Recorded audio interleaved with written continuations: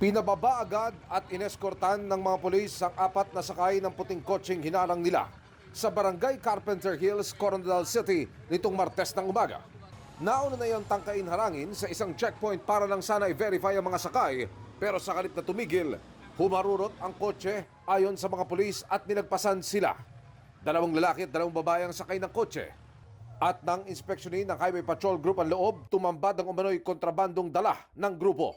Plainview Doctrine, itong dalawang sachets ng naglalaman ng hinihinalang shabu with corresponding more or less 100 grams or with an estimated drug price value worth 680,000. Napag-alaman din natin na sila ay kumukuha ng mga pinagbabawal na shabu or pinagbabawal na gamot dito po sa part ng Maguindanao.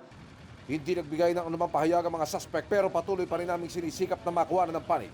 Paalala ng HPG makipagtulungan sa police checkpoint. Hindi po motor lang ang pinapara ng ating HPG, kundi pati na rin po yung 4 wheels sa utos pa rin po ng ating Chief PNP. Para sa isang malinis at seguridad na mapaparating na halalan